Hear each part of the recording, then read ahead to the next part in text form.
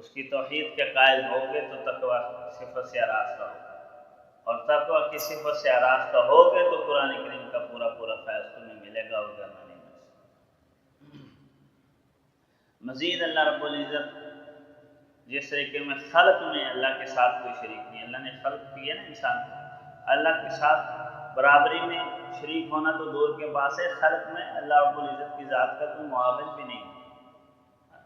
تنہا اس ذات نے ہمیں پیدا بھی کیا ہے اور وہ ہمیں پال بھی رہا اور انسان کی ضروریات کو بھی پورا کر رہا ہے۔ اسی وجہ سے آگے فرمایا جا رہا ہے کہ الذی جعل لکم الارض فراشا، اللہ کی ذات وہ ذات ہے جس نے تمہارے لیے زمین کو بچھونا بنایا، فرش بنایا۔ بچھونا بنانے کا مطلب یہ ہے کہ تمہارے پاؤں کے نیچے ہے، تم اس پر چلتے پھرتے ہو، نہ اتنی پلپلی ہے کہ دھنس جاؤ، نہ اتنے سخت ہے کہ بیٹھنا بھی دشوار ہو جائے، تمہارے فائدے کے لیے۔ وَالسَّمَاءَ بِنَاءً، اور اسی نے تمہارے لیے آسمان کو چھت بنایا۔ انسانی جسم سے اوپر جو کچھ ہے سب چھت ہی ہے، اور آسمان اتنی وسیع چھت ہے کہ اس کی بلندیوں تک کوئی نہیں پہنچ سکتا، نہ کوئی راکٹ لانچر پہنچے ہیں، نہ پرندوں کی مخلوقات پہنچی ہیں، نہ کوئی جہاز اس چھت تک نہیں پہنچ سکتا۔ انسان چھت بناتا ہے اپنے حساب سے کہ اتنی اونچی بناؤں کہ اس میں کوئی چیز لگ نہ جائے، تو اللہ رب العزت نے اپنے شان نشان چھت بنائی، تو نیچے سے انسان کو زمین سنبھالے ہوئے، اوپر سے اس کے اوپر آسمان صاحبان کی طرح اللہ رب العزت نے اس کے اوپر قائم کر دیا۔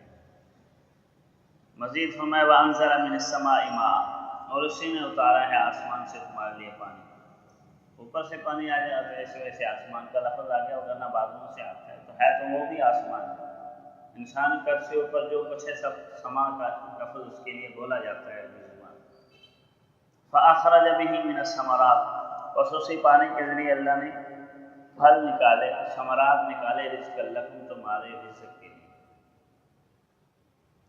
اب دیکھیں رزق اور رزق کے جو اسباب ہیں، ہوا ہے، زمین ہے، آسمان ہے، بارشوں کا نظام ہے،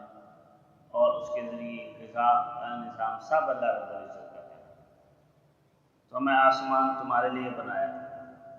زمین تمہارے لیے بنائی۔ اچھا اس میں اس آیت کے اندر مفسرین نے ایک بات یہ بھی لکھی ہے،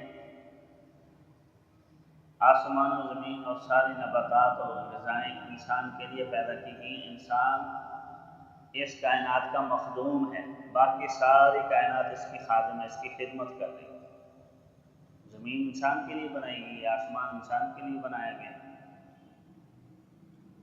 اور پھل نباتات وغیرہ اس کے لیے اگائے گئے ہیں، بارشوں کا نظام اس کے لیے، میں تمہارے لیے سب کچھ ہے میں نے پیدا، اور تمہیں انسان کو اللہ تعالیٰ نے اپنے لیے پیدا کیا کہ میری بندگی کرو، تم مخدوم کائنات ہو، خادم نہیں، خادم باقی کائنات۔ اب یہاں معاملہ الٹ ہو گیا، یہ جو مخدوم کائنات ہے نا، یہ کبھی درخت کے آگے جا کر سجدہ ریز ہو جاتا ہے، کبھی پہاڑوں کو پوجنے لگ جاتا ہے، کبھی آگ کو خدا بنا بیٹھا ہے، کبھی جو ہے نا آکاش دیوا دھرتی ماتا کے گن گاتا ہے، سب مخلوقات کے آگے یہ جھک رہا ہے، اور جس نے حقیقتاً اس کو پیدا کیا ہے اور ساری کائنات کو اس کی خدمت میں لگا دی ہے، اس کے آگے جھکنے کے لیے تیار ہے۔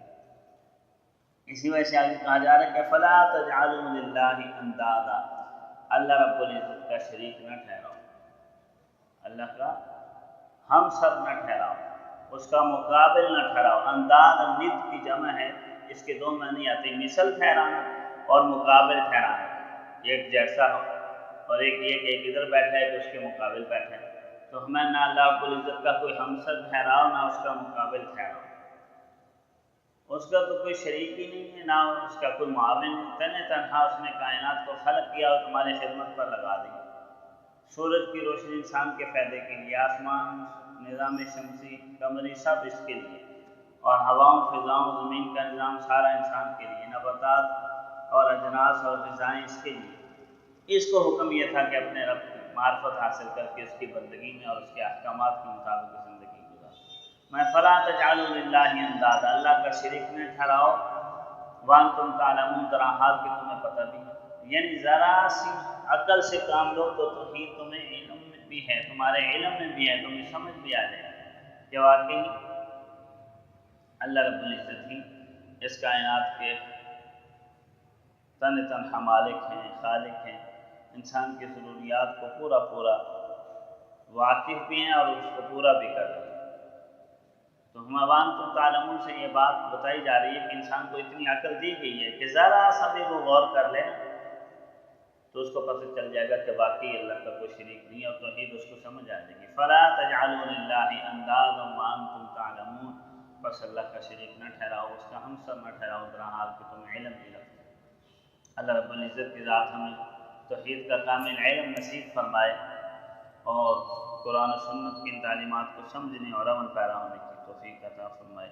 وآخر دعوانا الحمدللہ۔